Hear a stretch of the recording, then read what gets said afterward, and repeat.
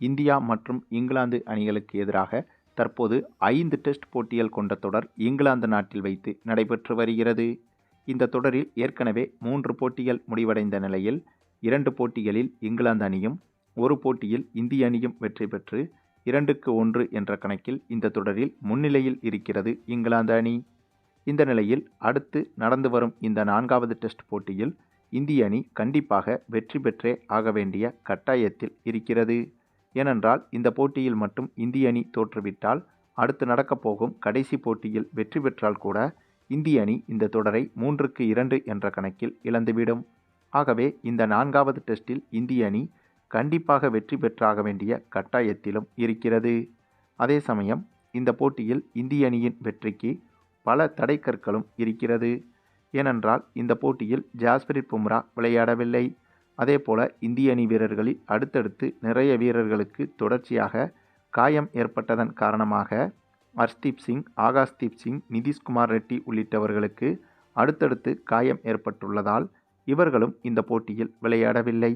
அதே சமயம் இந்த 4வது டெஸ்டில் சாய் சுதர்சனுக்கு வாய்ப்பு கொடுக்கப்பட்டது. அப்படியாக களமிறங்கிய இவர் முதல் இன்னிங்ஸில் 70 ரன்கள் வரை எடுத்து ஓரளவுக்கு இந்திய அணி ரன்கள் சேர்ப்பதற்கு உதவினார். மற்றபடி யாஸ்வி ஜெய்ஸ்வால், சுப்மன் கில் உள்ளிட்டவர்கள் ஓரளவுக்கு சிறப்பாக விளையாடியிருந்தனர். ஆனால் இவர்கள் அனைவரையும் மிஞ்சும் அளவுக்கு 6வது இடத்தில் களமிறங்கிய ரிஷப் பண்ட் ஒரு புதிய சகாப்தத்தையே உருவாக்கிவிட்டார். அவங்க டெஸ்ட் கிரிக்கெட் வரலாற்றில் மறக்க முடியாத சாதனை ஒன்றை இந்த போட்டியில் செய்து காட்டிவிட்டார் ரிஷப் பண்ட். ஏனென்றால் இவர் இந்த போட்டியில் களமிறங்கி ஒரே இன்னிங்ஸில் சிக்சர்களை அடுத்தடுத்து பறக்கவிட்டிருந்தார்.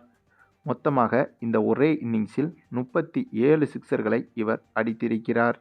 அதாவது டெஸ்ட் கிரிக்கெட் வரலாற்றை எடுத்துக்கொண்டால் இதற்கு முன்பு ஒரே இன்னிங்ஸில் அதிக சிக்சர்கள் அடித்தது என்றால் அது பாகிஸ்தான் வீரர் வாசிம் அக்ரம் தான். இவர் பவுலராக இருந்தாலும் கூட ஒரே ஒரு போட்டியில் மட்டும் அதிரடியாக பேட்டிங் செய்து 12 சிக்சர்களை விளாசியதுதான் இதற்கு முன்பு சர்வதேச டெஸ்ட் கிரிக்கெட் வரலாற்றில் ஒரே இன்னிங்ஸில் அதிக சிக்சர்கள் அடித்த சாதனையாக இருந்து வந்தது. இதே அளவுக்கான சாதனையை இந்திய வீரர் யாஸ்வி ஜெய்ஸ்வாலும் கடந்த வருடம் செய்திருந்தார்.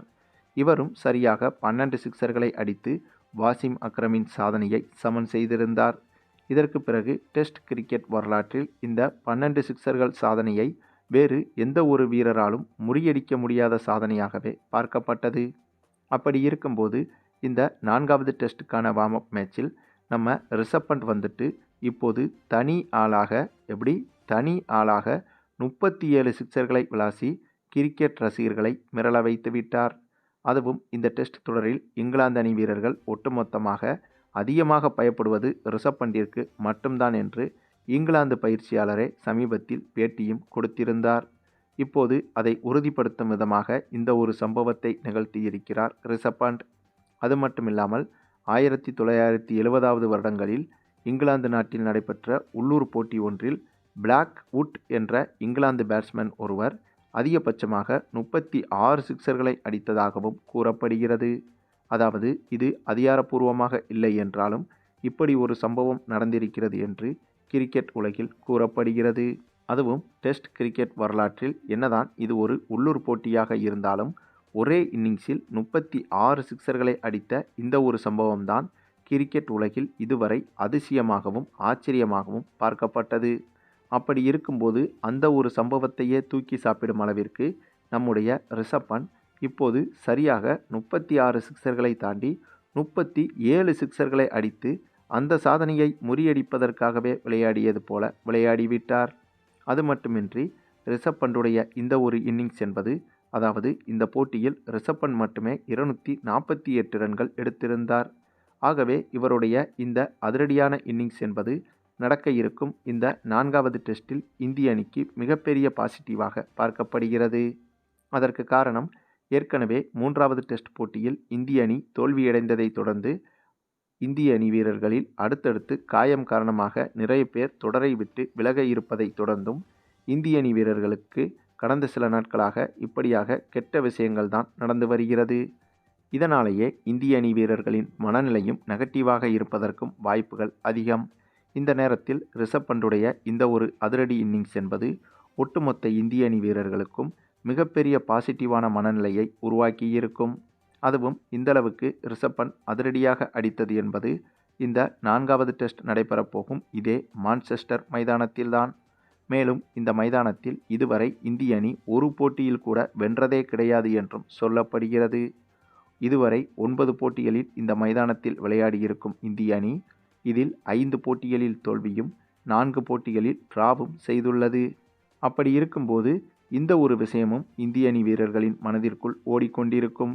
இப்படிப்பட்ட பிச்சில் தொடர்ச்சியாக வீரர்கள் காயம் ஏற்பட்ட போதும் இந்த 4வது டெஸ்டில் எப்படி அணுகப் போகிறோம் என்ற பயம் கலந்த மனநிலையோடு தான் இந்திய அணி வீரர்கள் இருந்து வந்தனர். ஆனால் இதே பிச்சில் தனி ஆளாக 37 சிக்சர்களை பறக்கவிட்டு இந்த பிச்சிலும் இந்திய அணியால் இங்கிலாந்து அணியை துவம்சம் செய்ய முடியும் என்பதை ரிஷப் பண்ட் இப்போது இந்திய அணி வீரர்களுக்கு நம்பிக்கை கொடுத்திருக்கிறார். அது மட்டுமில்லாமல் இந்த 4வது டெஸ்டிலோ அல்லது இந்த 4வது டெஸ்ட்டுக்கு பிறகு தொடங்க இருக்கும் 5வது டெஸ்டிலோ ருத்ராஜ் கெய்க்வாட் களமிறங்குவதற்கும் வாய்ப்புகள் இருப்பதாக தெரிகிறது.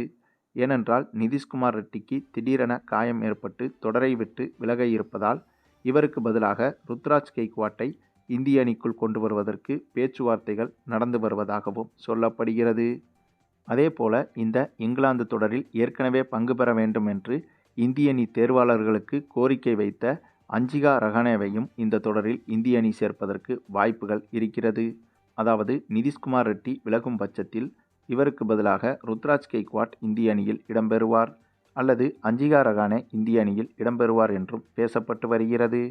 அது மட்டுமில்லாமல் காயம் காரணமாக அடுத்தடுத்த போட்டிகளில் விளையாட முடியாத சூழ்நிலையில் இருக்கும் ஆகாஷ்தீப் சிங் மற்றும் ஹர்ஷ்தீப் சிங் உள்ளிட்டவர்களுக்கு பதிலாக முகமது சமியும் இந்திய அணியில் இணைவதற்கு வாய்ப்புகள் இருப்பதாக தெரிகிறது. அது மட்டுமில்லாமல் சற்று முன் வெளிவந்த மற்றொரு அப்டேட்டின்படி இங்கிலாந்து அணியிலும் முக்கியமான 2 வீரர்களுக்கு பயிற்சியின் போது காயம் ஏற்பட்டுள்ளதாகவும் ஆகவே அவர்களும் 4வது டெஸ்டில் களமிறங்குவது சந்தேகம் என்ற செய்தியும் வெளியாகி இருக்கிறது. அப்படியாக காயம் ஏற்பட்ட நபர்கள் யார் யார் என்ற தகவலை இங்கிலாந்து அணி இதுவரை வெளியிடவில்லை. ஆனால் முக்கியமான வீரர்கள் 2 காயம் ஏற்பட்டதாக தகவல்கள் கசிந்துவிட்டது. ஆகவே இந்த ஒரு விஷயமும் இந்திய அணிக்கு ஒரு விதமான பாசிட்டிவான மனநிலையை ஏற்படுத்தும். அது மட்டுமில்லாமல் தற்போது விராட் கோலி பற்றியும் ஒரு அப்டேட் வெளியாகி இருக்கிறது. நிதிஷ்குமார் ரெட்டிக்கு பதிலாக விராட் கோலி கூட இந்திய அணிக்கு மீண்டும் திரும்பலாம் என்றும் பேச்சுக்கள் அடிபடுகிறது. என்னதான் விராட் கோலி டெஸ்ட் போட்டிகளிலிருந்து ஓய்வை அறிவித்து விட்டாலும் இங்கிலாந்துக்கு எதிரான தொடரில் இந்திய அணி இந்தளவுக்கு திணறி வரும் சூழலில், அதாவது வீரர்களுக்கு அடுத்தடுத்து காயம் ஏற்பட்டு திணறி வரும் சூழலில் தற்காலிகமாக ஓய்வு முடிவை வாபஸ் வாங்கிவிட்டு இந்த தொடரில் மட்டும் இறுதியாக விராட் கோலி விளையாடி கொடுப்பதற்கு பிசிசிஐ இவரை அழைத்துள்ளதாகவும் கூறப்படுகிறது. மேலும் விராட் கோலி டெஸ்ட் போட்டிகளில் அவசரமாகத்தான் ஓய்வை அறிவித்திருந்தார். அதற்கு காரணம் இந்திய அணியின் தற்போதைய பயிற்சியாளர் கௌதம் காம்பீர் தான். இவர் இந்திய அணியின் பயிற்சியாளராக வந்த பிறகு, அதுவும் இந்த இங்கிலாந்து தொடருக்கு முன்பாக இந்திய சீனியர் வீரர்கள் யாரும் குடும்பத்தினரை அழைத்து வரக்கூடாது, அப்படி இருக்கக்கூடாது, இப்படி இருக்கக்கூடாது என்று பல கட்டுப்பாடுகளை விதித்தார். அதன் காரணமாகவே அதிருப்தியில் ஓய்வு முடிவை அறிவித்திருந்தார் விராட் கோலி. ஏனென்றால் ஏற்கனவே விராட் கோலிக்கும் கௌதம் காம்பீருக்கும் ஆகவே ஆகாது.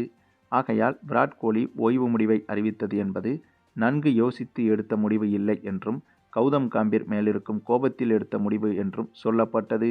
ஆக இத்தகைய காரணங்களை வைத்து பார்க்கும்போது கண்டிப்பாக தற்காலிகமாக ஓய்வு முடிவை வாபஸ் பெற்றுவிட்டு இந்த டெஸ்ட் தொடரில் விராட் கோலி இந்திய அணிக்காக பங்கேற்கவும் வாய்ப்புகள் இருக்கிறது என்பதும் குறிப்பிடத்தக்கது.